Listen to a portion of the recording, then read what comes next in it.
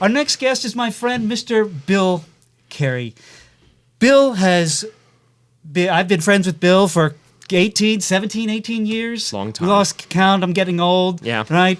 Losing track of such things. But a little bit of background. You came here to teach in 2003. Yep. You taught some Latin, some math.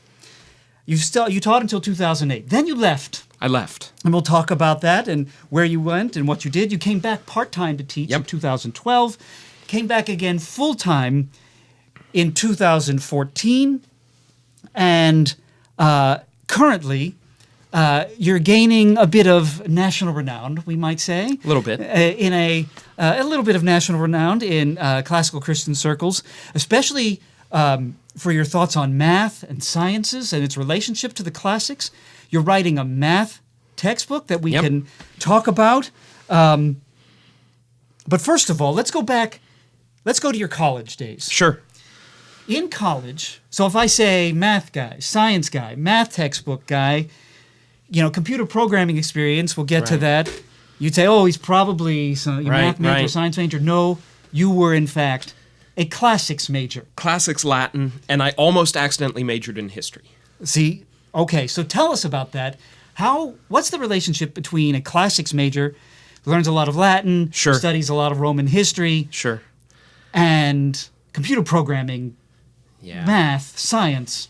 Yeah. What do you think? So I grew up loving math and science. Mm-hmm. I got to college, wanted to be a mechanical engineer.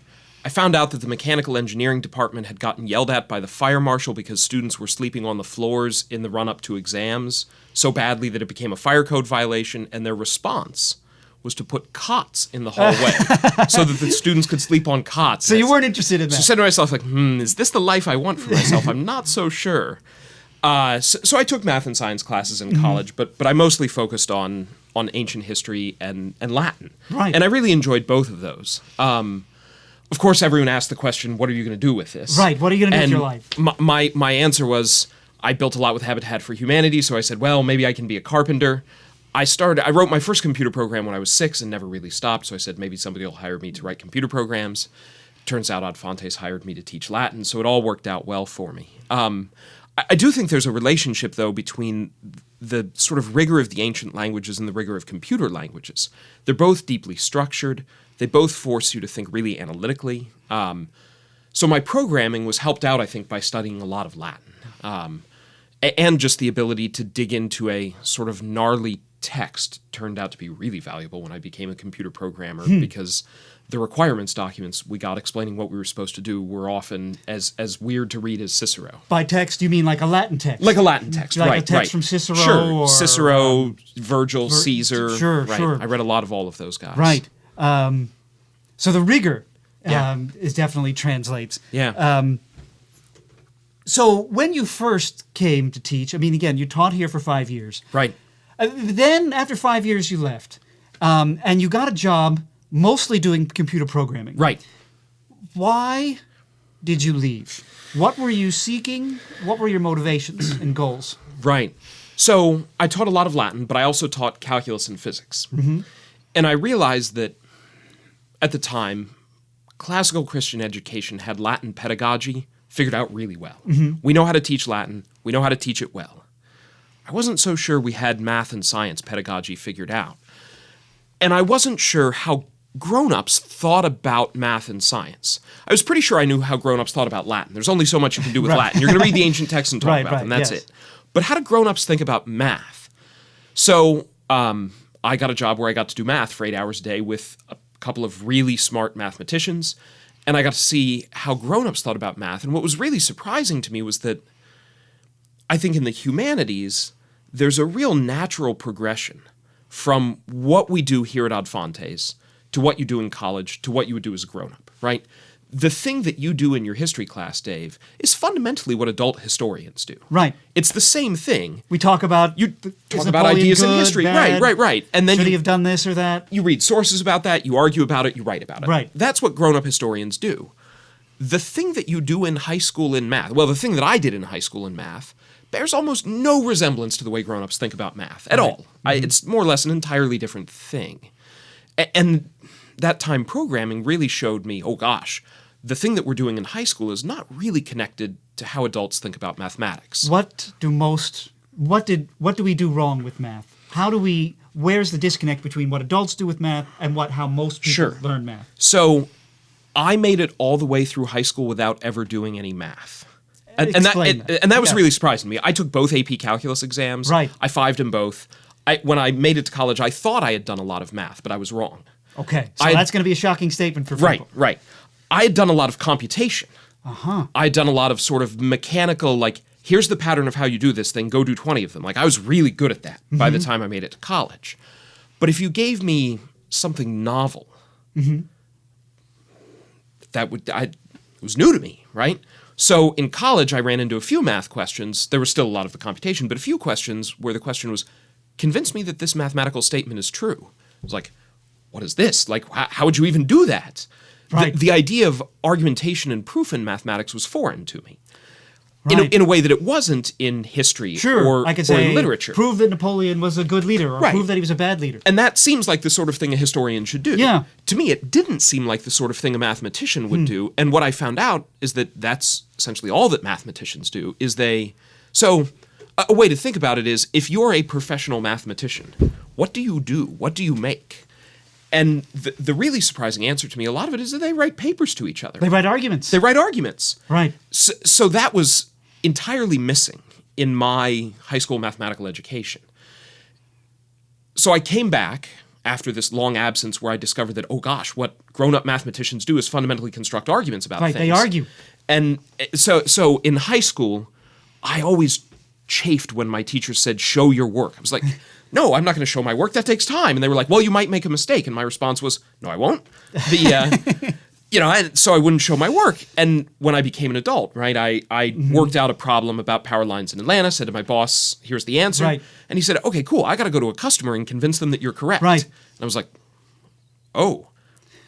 Well, it's kind of like what I tell my history students. If they say, okay, so we're talking about Napoleon. If I say, well, show me, was Napoleon a good leader? Right. And they say, yes. I say, well, you're going to have to do a little more than that. Well, no, wait, why? Well, no, like, unspool your mind. Talk me through why. Convince me. Convince me that he was. And I think that aspect of persuasion is all over mathematics. The way I got it in high school, it was taught as a really authoritarian subject, right? Yes. What do they want me to do? Right. How you decide whether you're right is you go consult the authority, which is the back of the book. Yes. And it turns out that the way grown-ups think about mathematics is perhaps the least authoritarian of disciplines, right? The reason we still read Euclid isn't because Euclid is an authority, it's because his arguments are really, really good.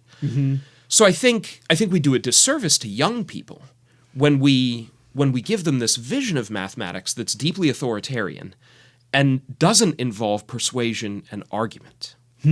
So it's, by authoritarian, you mean, if I hear you right, it's submit to the formula. Right. And this is the only formula. And even I, the teacher, am not the font of the formula. Right. Someone in the... They. In the far distant nebulous past. Right. They are the products of... And so learn the formula, submit to the formula, and plug in the steps to the formula. And then you will be evaluated by the end of the book. And if you get the right number, you get the right number. And if you don't, you don't. Right. So one of the terrifying things when I was a young teacher was... sometimes the back of the book is wrong, right? These are produced by textbook committees. Right. And they're perhaps not always genius perfect mathematicians. So every so often kids would work something and be convinced that their answer was correct and it disagreed with the textbook. And they would believe the textbook over their own reasoning and logic, right? Again, the source of truth for them in mathematics was authority, not reasoning and persuasion. And I think a lot of what classical Christian education can bring to mathematics is rehumanizing it and making it less authoritarian. We see a massive push. It's all over, any kind of talk about education today, STEM, STEM. Yes. What are your thoughts on this? I love science. I, in some ways, love technology. I really enjoy engineering. My grandfather's a chemical engineer and tried to raise me to think like an engineer, and I love mathematics. It's not super obvious to me that what gets peddled to schools and to children captures any of those in an effective or deep way. I think they're really important, But I don't think we do a good job at explaining why, or actually giving kids a taste of what it means to think like an engineer, for example. So what my grandfather taught me was that engineering is the study of trade-offs. So if you ask the question, which car is best, an engineer will say, okay, well, what do you want to do with the car? Right. Is the Ferrari the best car? Like, okay, in some ways. For certain things, it's a great car. But a Ferrari trades off cargo capacity for looking cool. Right? Or going fast. So, when I was young, I drove a Mustang, and that trades off lots of things for going fast and looking cool. And now that I'm a little older and running Techne, I drive a Highlander, and that makes different trade-offs. Right. So I think it's rare for students to have an opportunity where they can make genuine choices about trade-offs that have real consequences and think them through. So again, I think we give kids sort of a fictional picture of so how long does it take to do good engineering work, right? Is it the sort of thing you can do in a night's homework? Not a chance. Right. When I worked as a computer programmer, the timeline for our engineering work was usually measured in months. And we're putting 40-hour weeks, 45-hour weeks into these things. So to ask students to do, if you say, here's engineering, do it for 20 minutes tonight, that gives them a distorted picture of what it means to think like an engineer. Right. Well, you see these kind of posters. So at the rec center where I go swim, they have these communities. Oh, come learn this programming language. Yes. Come learn this. Yes. And I think to myself, well, what are they really learning? Anybody, are they learning to jump through hoops, or are they learning how to program? Right. And the answer is probably a little of A and a little of B. Probably mostly hoop jumping, I think, especially in the especially programs that are infected by what my boss, when I was a programmer, called the cult of the shiny object. There's a sort of ceaseless torrent of new technologies that appear. And if you try and stay current with them, it's really hard to build... Well, if you try and stay current without them without a really deep foundation, it's very hard to do. You can't understand even what the trade-offs are. You can't even... Yeah, right. You can't analyze the trade-offs. You can't make sense of them. You can't think like an engineer. What you can do is sort of bolt together the big Duplo blocks that someone has given you. And I think that leads to an unsatisfying life. Right. Well, it's interesting you mentioned trade-offs. Trade-offs in engineering. I can think of trade-offs in history. Sure. We've just mentioned Napoleon's name. Napoleon did a trade-off. He thought, I'm going to prioritize this, maybe my army, the size of my army.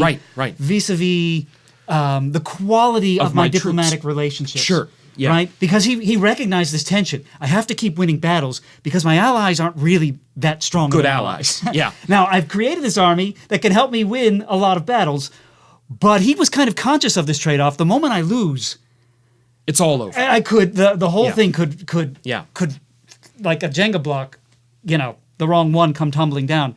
Engineering, you say, is about those same trade-offs. It seems like you have to understand kind of like the substructure. So, not just the surface language. Another place where I think classical Christian education speaks really well to this is if you don't understand the grammar of what you're working with, you can't possibly begin to think about trade-offs. And I think there's a real impetus to omit the grammar in science, technology, engineering, and mathematics because it's hard and it's time-consuming. Like, let's skip all that and get right to the fun stuff. Right. No, you've got to build that good, solid foundation. Right. And that'll allow you to make responsible choices as an engineer later. In Techne society, right? Sure. You got to do a saw and a board before you can do... You got to learn how to use the handsaw before I'm going to let you touch a power saw. Right. You have to have a feel for the tool. You have to know how wood behaves. You have to know the difference between plywood, pine, 2x4s, and hardwood, right? Because they're all going to react differently to the saw, and I want you to have a feel for that before I give you a really powerful tool. Otherwise, the tool will take control of things and run away from you. Right. Yeah. Yeah.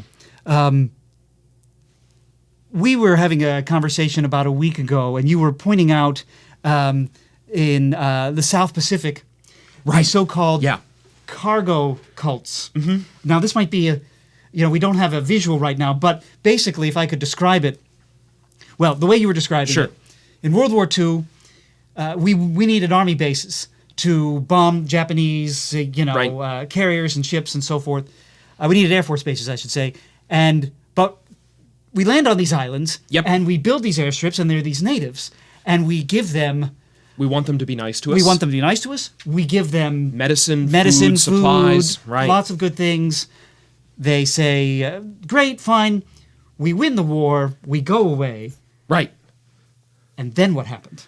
Then what happens is some of them started to build replica airplanes on the runways out of sticks and reeds and sort of woven thatch, because they associated the presence of the airstrip and the airplanes with receiving medicine and food and supplies. Right. So they looked at those and said, if we build the airplanes, we'll get all of these things. So cargo culting, especially in sort of computer programming and technology, is a term where you try and mimic something without understanding sort of the deeper ideas that make it work. Right. So we would look at that and say, like, okay, guys, really seriously, you're making an airplane out of wicker sticks? Like, And that's not how hoping to get airplanes food work. and Right. medicine. That's Right. not going to work. But if you don't know how airplanes work, if they're totally mysterious to you, that might seem like a good idea. There's an enormous amount of this that goes on in the culture of technology.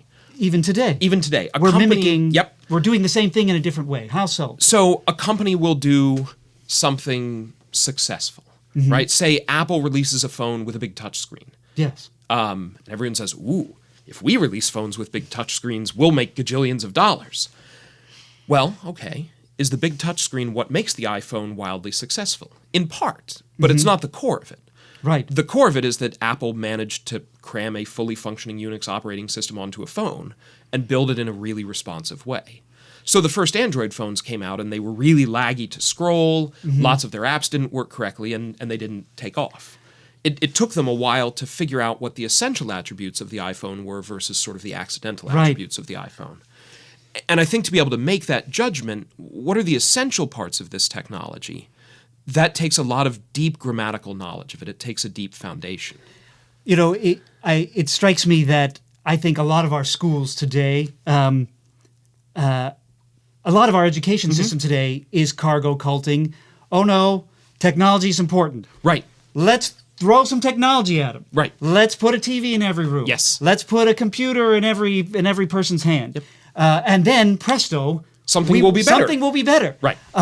It seems very similar to let's build this plane-like object. It seemed to produce good things. Right. Silicon Valley companies where everyone is staring at computer screens and typing, like that's the way to go. That's Let's make the students do that. Let's make the Like, students do that. well, What's maybe. wrong with that? There's actually pretty good research now that there's an article I ran across a couple of weeks ago where the data is now pretty clear that giving students access to laptops, tablets, and a wireless internet connection produces much worse educational outcomes for them. Right.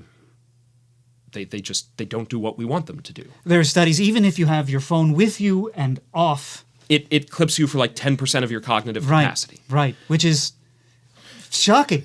Right. It's pretty mind-boggling to me. I believe it. Right. Sure. like the One Ring. I feel the weight of the phone when it's in my pocket. Right. You feel its power. So I think too. Okay. So I teach computer science class Right. at Ad Fontes.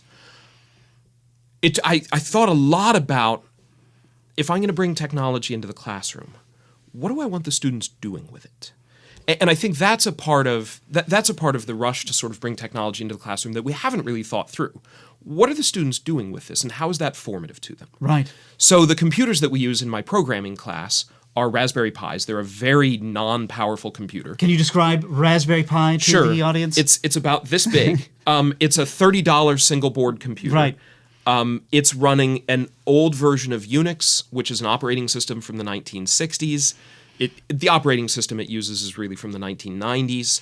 It can't connect to the internet. In fact, when the students turn it on, it looks like, if you're old enough to remember DOS, it looks like DOS. You've got the blinking You've got the cursor. blinking cursor. The computers don't have a mouse. You just type things at the computer and it types things back to Right. you. There are no icons. There are no icons. There's nothing to click. There's no touch screen. You have to all command line. It's all command line,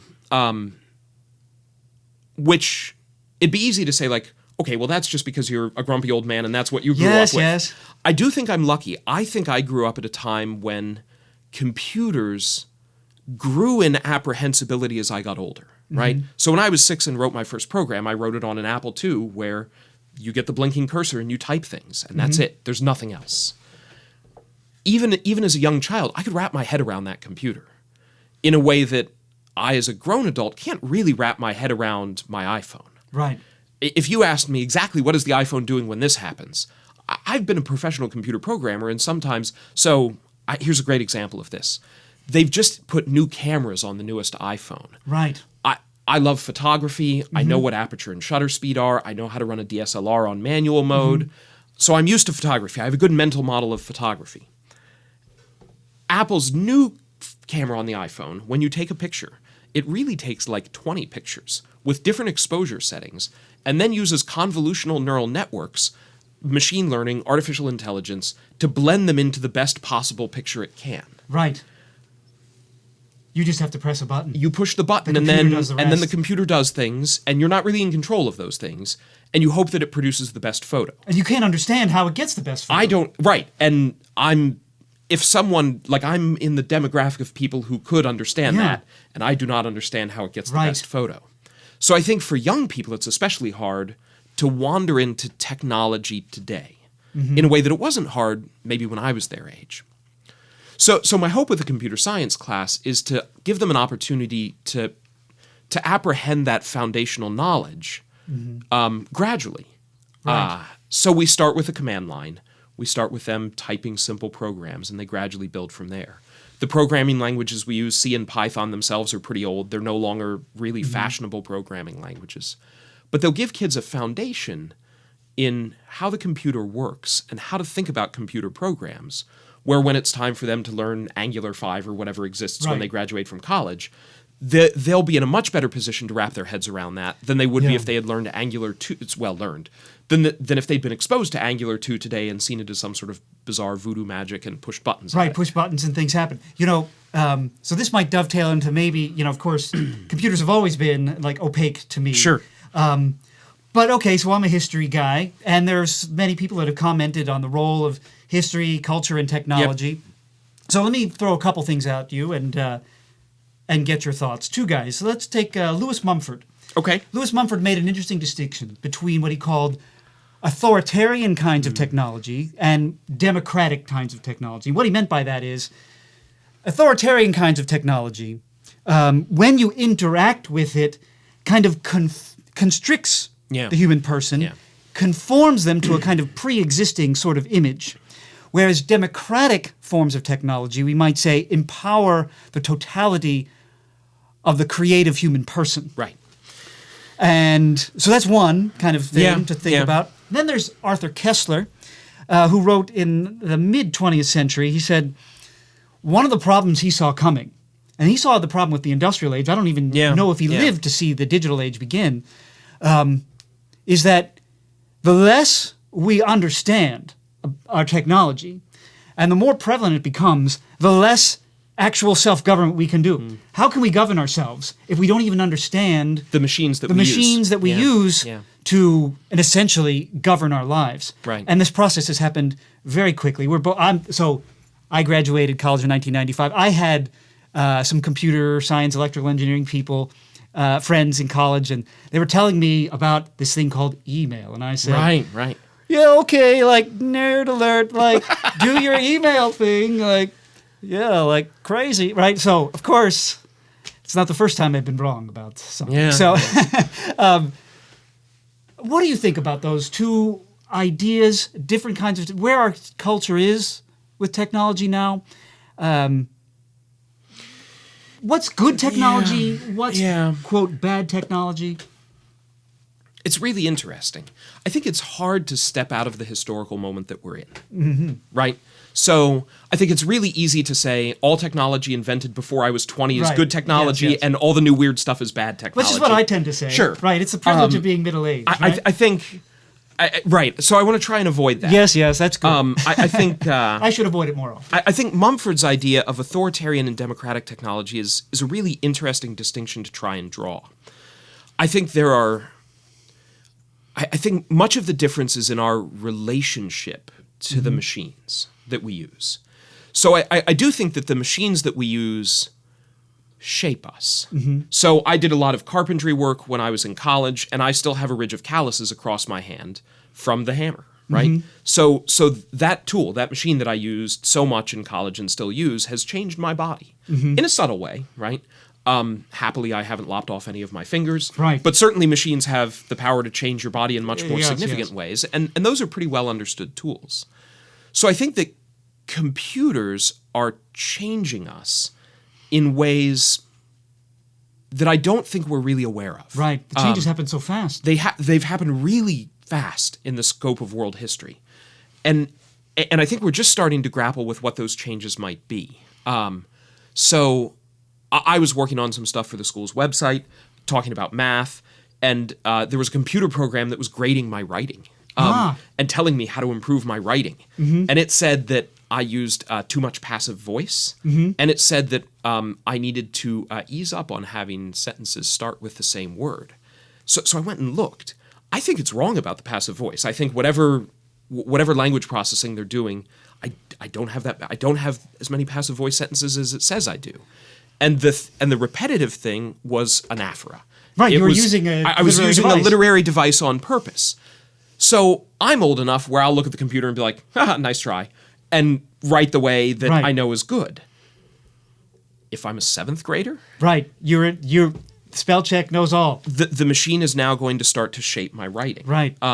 Autocorrect is going to start to shape my writing. Absolutely. I've noticed now that when I text people, I often have to fight with autocorrect to get the words that I want. Yeah. It'll suggest I'll type a real English word and it'll change it into something else. I'm like, no, I want to say the word I want to say.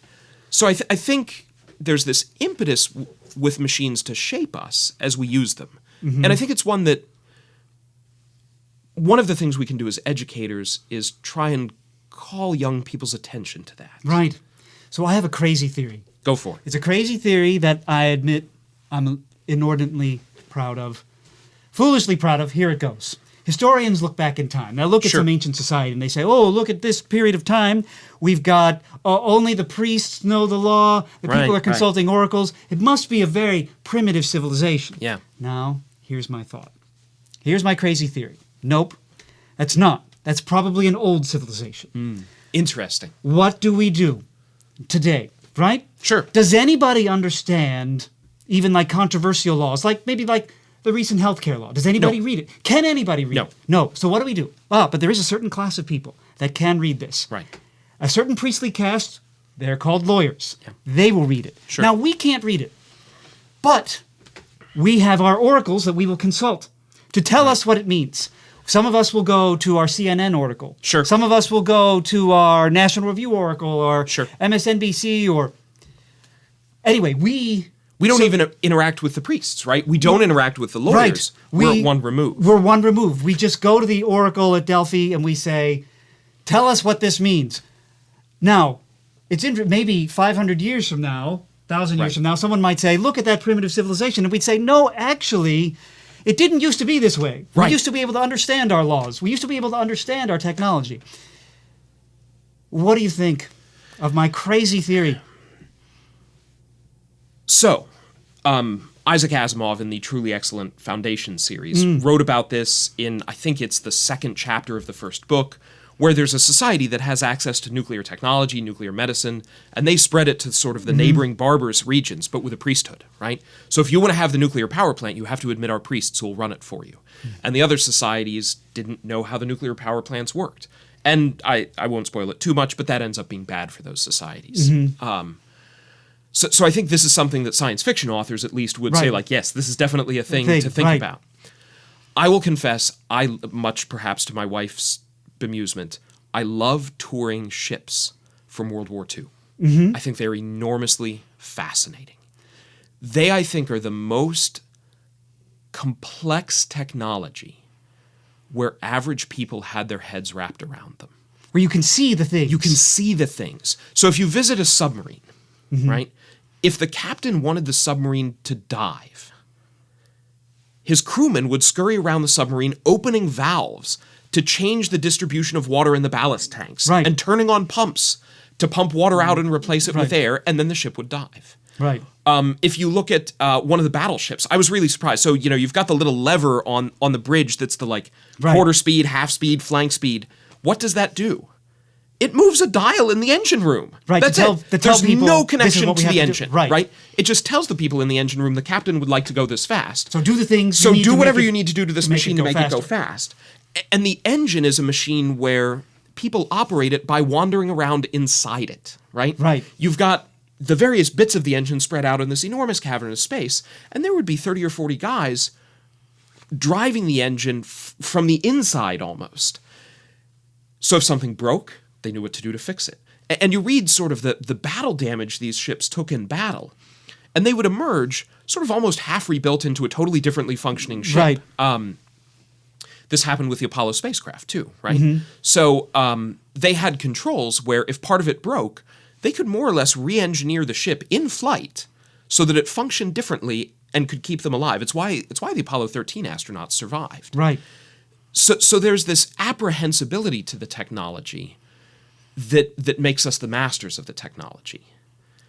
That's something I think we're starting to lose. Right. Our technology is becoming complicated in a way that it's really hard to wrap your head around for an average person, and starting to flirt with becoming hard to wrap your head around for a specialist. And I think that does have implications for how we flourish as human beings. Right. I